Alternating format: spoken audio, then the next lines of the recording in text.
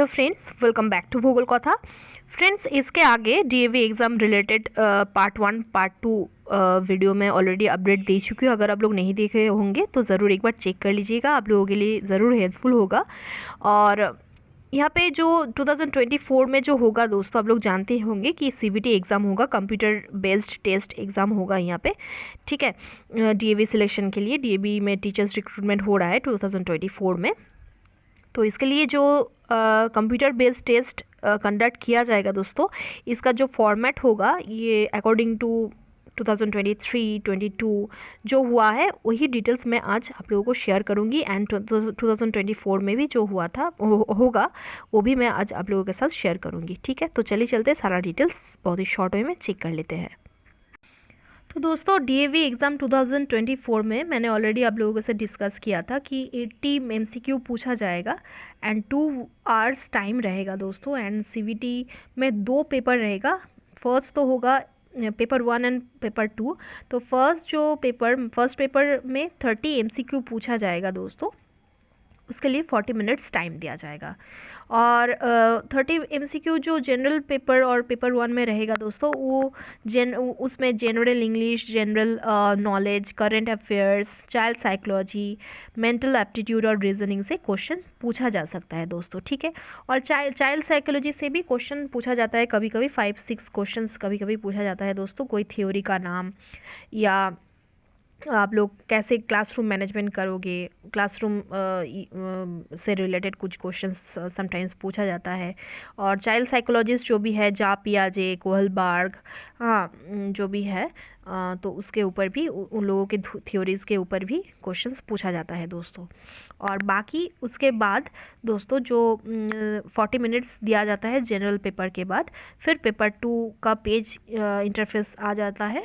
After overcoming the 40 minutes of general paper, आप लोगों का पेपर 2 के लिए काउंटडाउन शुरू हो जाता है दोस्तों। देन 50 एमसीक्यू दिया जाता है पेपर 2 में। वो पूरी एकदम टोटली सब्जेक्ट स्पेसिफिक होता है। वहाँ पे 80 मिनट्स आप लोगों को दिया जाता है, तो टोटल 120 मिनट्स दिया जाता है। दैट मीन्स 2 आवर्स दिया जाता है दोस्तों। टोटल टाइमिंग रहता है 2 hours and total MCQ 80 MCQ पूछा जाता है। और उनमें से 30 एमसीक्यू होता है पेपर 1 में एंड पेपर 2 में 50 एमसीक्यू होता है। तो प्रिपरेशन का डिटेल्स भी मैंने ऑलरेडी आप लोगों से शेयर कर दिया है कि क्या क्या क्या पढ़ेंगे आप लोग। तो पीआरटी के लिए आप लोगों को 1 to 8 तक का एनसीईआरटी बुक्स फॉलो करना होगा। टीजीटी के लिए 6 to 10 का, एंड पीजीटी के लिए 9 to 12 तक आप लोगों को, और ऑनर्स तक भी आप लोग जा सकते हो, क्योंकि बहुत ही स्टैंडर्ड वे में क्वेश्चंस पूछा जाता है दोस्तों। और पीआरटी और प्री प्राइमरी और नर्सरी टीचर्स के लिए मैं कहूँगी कि अगर आप लोग मैथ्स से हो तो ठीक है, साइंस बैकग्राउंड से अगर हो तो आप लोगों को 8 तक भी थोड़ा सा कंसेप्ट क्लियर होनी चाहिए। और नर्सरी टीचर के लिए मैं कहूँगी सारा डिटेल्स जो भी होता है नर्सरी सिलेबस में, इंग्लिश, ईवीएस, जो भी सब्जेक्ट्स हो, जो भी लैंग्वेज से हो, आप लोग हिंदी या बंगाली, हाँ इनमें से बहुत ही कंसेप्ट क्लियर होनी चाहिए, क्योंकि इसके ऊपर ही बेस करके क्वेश्चंस पूछा जाता है nursery and pre primary teachers के लिए। ठीक है, मैथ्स, इंग्लिश, आप लोगों का जो भी फर्स्ट लैंग्वेज है, बंगाली और हिंदी एंड अदर्स जो भी लैंग्वेज आप लोगों का फर्स्ट लैंग्वेज है, वहाँ पे भी आप लोगों का ज्ञान होनी चाहिए, कंसेप्ट क्लियर होनी चाहिए। ईवीएस में भी कंसेप्ट क्लियर होनी चाहिए दोस्तों। पेडागोजिकल क्वेश्चंस भी बहुत सारा पूछा जाता है। ठीक है, पीआरटी एंड नर्सरी में। तो इसके लिए आप लोग चाइल्ड साइकोलॉजी फॉलो कर सकते हो। चाइल्ड साइकोलॉजी का बुक एंड छोटा छोटा करके इंग्लिश में नोट बना करके रख सकते हो। ग्रामर से भी बहुत सारा क्वेश्चंस पूछा जाता है, शॉर्ट क्वेश्चन ही पूछा जाता है दोस्तों, कभी कभी पैसेज भी दिया जाता है। ठीक है, और बंगाली और अदर्स जो भी फर्स्ट लैंग्वेज है आप लोगों का, उनमें से ग्रामर आप लोगों का क्लियर होनी चाहिए। ठीक है, कंप्रहेंशन, आप लोगों का कंप्रहेंशन का नॉलेज अच्छे से होनी चाहिए। इस टाइप का क्वेश्चन ही पूछा जाता है दोस्तों। और general knowledge, general English, current affairs, ये सब तो पूछा ही जाता है दोस्तों। ठीक है, तो NTT and pre primary teachers के लिए मैं कहूँगी कि आप लोग इंग्लिश, मैथ्स, आप लोगों का फर्स्ट लैंग्वेज, ईवीएस, इनके बारे में अच्छे से कंसेप्ट क्लियर रखिए 1 to 5 स्टैंडर्ड तक। एनटीटी के लिए मैं कहूँगी, क्योंकि बहुत ही एडवांस लेवल का क्वेश्चंस पूछा जाता है डीएवी में। ठीक है, स्पेशल नोट यहाँ पे दिया गया है, there will not be any separate general English paper for PGT English, TGT English and PRT English. ठीक है, complete paper PRT English and TGT English and PGT English के लिए कंप्लीट पेपर ही English में ही, इंग्लिश के ऊपर ही होगा दोस्तों। ठीक है, लेवल वाइज होगा, तो इसके लिए कोई भी अलग से जनरल इंग्लिश का पेपर नहीं होगा। ठीक है, क्योंकि पूरा पेपर स्पेसिफिकली जो भी सब्जेक्ट स्पेसिफिक क्वेश्चन आएगा पूरा इंग्लिश आएगा दोस्तों, इंग्लिश के ऊपर ही आएगा पूरा पेपर, पेपर 2 में।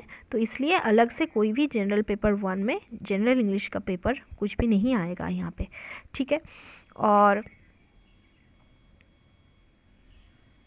पीईसी इसके बारे में भी मैंने क्लियर कर दिया है आप लोगों को एक वीडियो में, कि ये है provisional eligibility card. If you will be able to qualify CBT computer based test then you will be awarded 1 eligibility certificate to apply in any DAV school. ठीक है, इसका वैलिडिटी रहता है 1 ईयर तक, और आप लोग अगर कहीं पे भी 1 ईयर के अंदर कोई कहीं पे भी आप लोग ओनली इंटरव्यू दे के ज्वाइन करना चाहते हो तो ज्वाइन कर सकते हो। इसका वैलिडिटी रहता है 1 ईयर तक, एंड कोई भी स्कूल में आप लोग ज्वाइन कर सकते हो without written test, only interview दे करके ही आप लोग ज्वाइन कर सकते हो। वो एलिजिबिलिटी कार्ड बहुत ही संभाल करके आप लोगों को रखना होगा, उसके ऊपर ही बेस करके आप लोग अदर स्कूल में इंटरव्यू दे सकोगे।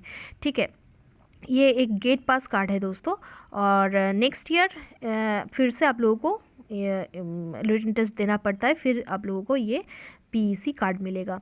तो ये थोड़ा सा लेंदी प्रोसेस है दोस्तों, डीएवी में परमानेंट होने में बहुत ही देर लग जाता है, तो कभी कभी बहुत टीचर्स छोड़ भी देते हैं, बट अगर आप लोग काम कर पाए, अगर आप लोग अच्छे से परफॉर्मेंस ठीक ठाक कर पाए तो वहाँ पे 1 to 2 ईयर्स के अंदर ही परमानेंट होने का चांस भी रहता है दोस्तों, ये मैं आप लोगों से कहूँगी।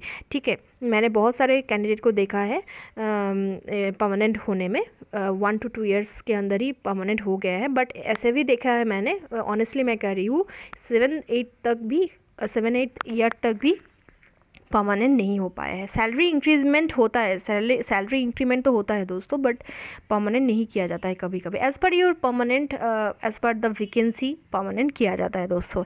ये थोड़ा सा कंफ्यूजिंग है, तो फिर भी मैं कहूँगी कि जिन लोगों को गवर्नमेंट सर्विस नहीं मिलेगा और नहीं करना चाहते हो आप लोग गवर्नमेंट सर्विस के लिए आप लोग प्रिपरेशन नहीं ले रहे हो, तो आप लोगों को काम करके ही अच्छे परफॉर्मेंस दे करके ही 7 पे लेवल की सैलरी मिल सकती है दोस्तों, परमानेंट आप लोग हो सकते हो। ठीक है, और भी एक क्वेश्चन रहता है, ये सारा डिटेल्स मुझे डीएवी वेबसाइट से ही मिली है दोस्तों, कि कंप्यूटर साइंस में अप्लाई करने के लिए बीएड मैंडेटरी है या नहीं। यस दोस्तों, कंप्यूटर साइंस में अप्लाई करने के लिए बीएड मैंडेटरी है। रीजनल लैंग्वेज के बारे में एक क्वेरीज रहती है आप लोगों को, कि थोड़ा सा ये डिटेल्स दिया गया था डीएवी वेबसाइट में। Exams of regional language such as Oriya, Gujarati, Bengali, Tamil, Telugu etc. Will be held in the respective states only all over India. ठीक है, तो बात यह है दोस्तों कि अगर आप लोग बंगाली के लिए अप्लाई करना चाहते हो तो ये झारखंड डीएवी में आप लोग अगर इंटरव्यू देने जाओ और रिटन टेस्ट देने जाओ, ऐसे नहीं चलेगा दोस्तों। बंगाली के लिए वेस्ट बंगाल में ही आप लोगों को अप्लाई करना होगा। तमिल के लिए दोस्तों आप लोगों को तमिलनाडु में ही अप्लाई करना होगा। हिंदी के लिए आप लोगों को झारखंड स्टेट में ही अप्लाई करना पड़ेगा दोस्तों।